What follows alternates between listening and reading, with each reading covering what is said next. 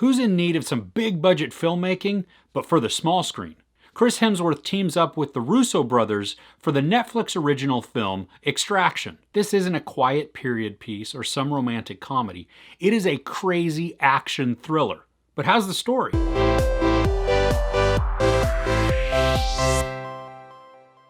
A drug kingpin's son is kidnapped by a warring drug lord, and mercenary Chris Hemsworth is sent in to extract the son and bring him to safety. The story really is that simple. We don't know a lot about all of the characters, but the ones that matter, we do get information eked out throughout the course of the film, which allows us to be at least mildly invested in their outcome. While the story may lack in complexity, it makes up for it in the action and the violence. This is at times a high-octane, up-in-your-face thriller that's exciting. There's this one action scene that lasts at least 10 minutes, or at least it feels like it, and that's not a bad thing. That is not a knock. It is so insane to watch.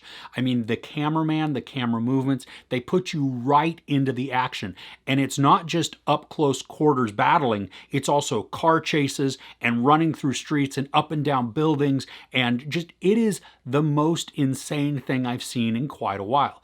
Part of the camera movements remind me of 1917. A lot of the action also was kind of reminiscent of Mission Impossible Fallout.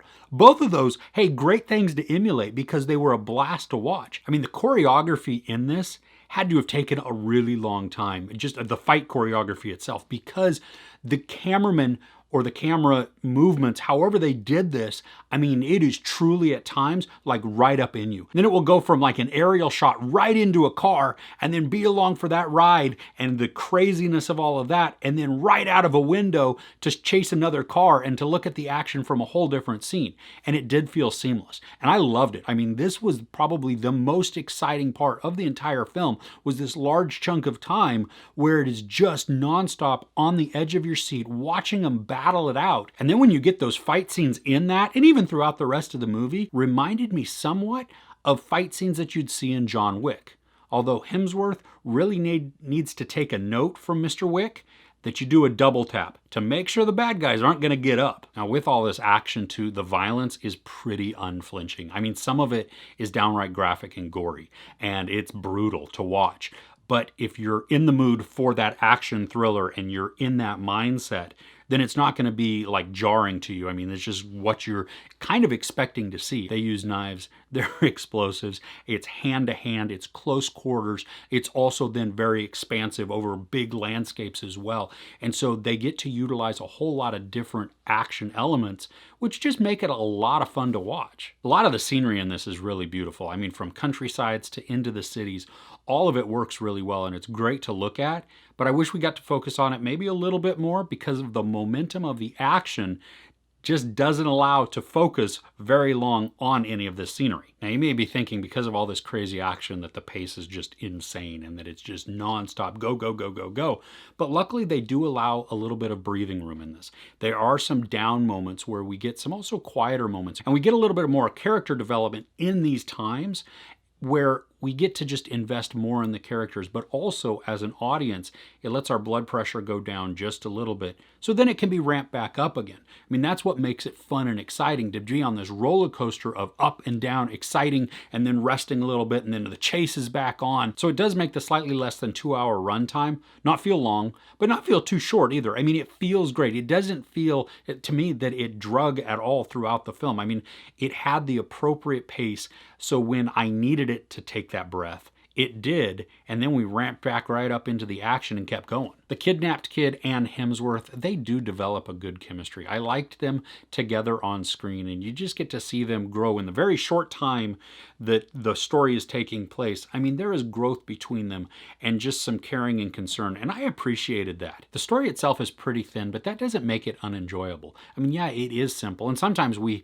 can take really simple stories and make everything around them complex. That's not so much this. I mean, it is a straightforward story, but it's still exciting to watch. Hemsworth himself, he's quiet, but he's driven, he's determined. I mean, he is somebody that you want on your side protecting you when the chips are down. I mean, it's almost like he's got nothing to lose, and it just makes him all that more powerful. so fearless that he's just gonna go gung-ho after anything to protect you.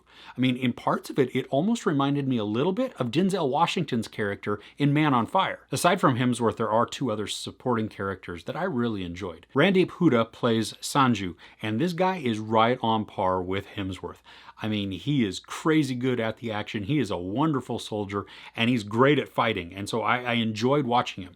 I didn't like him at first as a character, but he definitely grew on me as the film went on. The kid who plays Avi, who is the kidnapped victim, he's great too. I mean, he's quiet, but he also has this warmth to him and a genuine vulnerability that comes across. But within that vulnerability too, there is a moment of transformation, and it's awesome to watch. I think the kid pulled it off really well. There are a few points in this where it is predictable, like you just really see what's going to happen next, or you can tell by just character movements or character behaviors well before it's revealed. But it didn't ruin it for me. This isn't a mystery or a suspense where the secret reveal is the main point of this.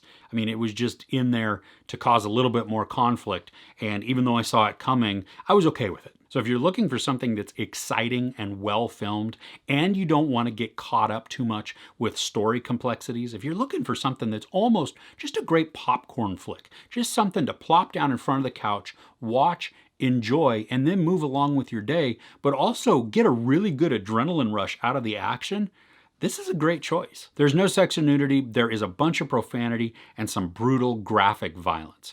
I give Extraction 4 out of 5 couches. So are you going to be checking this out? I'd love to know what you thought of the movie in the comments below. If you enjoyed this review, please give it a like. Also, don't forget to share and subscribe. I'm Chris. This is Movies and Munchies. Thanks for catching with me.